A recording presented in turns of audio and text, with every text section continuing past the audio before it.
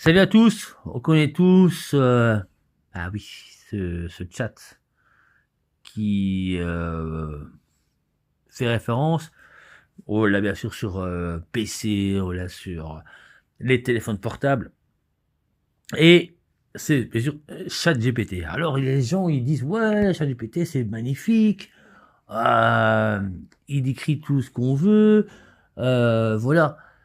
Mais je vais quand même montrer certaines failles parce que c'est pas logique que on voit des gens sur YouTube qui font ça, qui disent ouais, ChatGPT c'est magnifique, on a, on peut demander des choses, on peut faire ci, on peut faire là, on peut demander des recettes, mais les gars, oh, on se réveille, on oublie que Google l'avait déjà sorti, cette intelligence artificielle, qu'on pouvait déjà parler avec elle. On avait les Google Mini, on a les Google Next, qui sont déjà des IA avant ChatGPT. Vous savez, on va poser une question à ChatGPT. Même deux questions.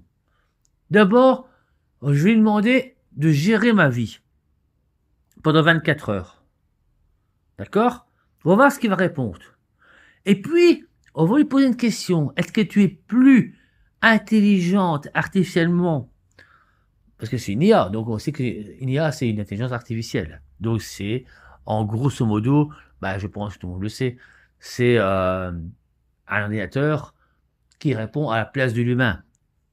Et on va lui demander s'il est plus intelligent que les autres IA qui existent. Il y a, bien sûr, il y a Facebook, il y a Google, et on testera aussi ces différents IA, et on verra qui se trompe et qui. Parce que GPT, ce qui est bien, c'est que elle raconte sa life.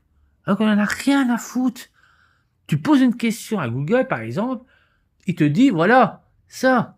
Elle te débat, elle débat. Moi, je dis une voix de femme parce que, voilà, moi, je suis un homme, et j'ai pas envie que je parle avec un autre mec. J'avais fait ça à l'époque, et c'était pas terrible.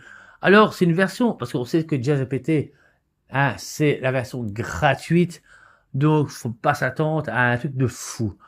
Moi, j'ai pas dépensé des quelques euros, des dizaines, de vingtaines, de 50 euros ou des centaines d'euros pour un chat GPT que je vais utiliser, allez, peut-être une ou deux fois par semaine et encore. Et puis, un gros défaut à cette version gratuite de ChatGPT sur téléphone,